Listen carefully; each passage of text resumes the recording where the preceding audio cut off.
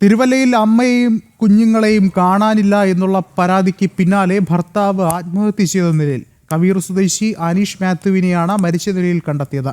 അനീഷിന്റെ ഭാര്യ റീനയെയും 2 പെൺകുഞ്ഞുങ്ങളെയും 2 ആഴ്ചയായി കാണാനില്ല. കൂടുതൽ വിവരങ്ങളുമായി മിഥുൻ മുരളി ചേർന്നുണ്ട്. മിഥുൻ, എന്താണ് നിലവിലെ സാഹചര്യം? നിരണത്ത് നിന്ന് മക്കൾക്കൊപ്പം കാണാതായ യുവതിയുടെ ഭർത്താവിനെയാണ് തൂങ്ങി മരിച്ച നിലയിൽ കണ്ടെത്തിയിരിക്കുന്നത്. കവിയൂർ ഞാലിക്കണ്ടം മാറമല വീട്ടിലുള്ള അനീഷ് മാത്യു 32 വയസ്സുള്ള അനീഷിനെയാണ് ഞാലിക്കണ്ടത്തെ കുടുംബ വീട്ടിൽ ഇന്ന് വൈകിട്ട് 4:00 മരിച്ച നിലയിൽ കണ്ടെത്തിയത്.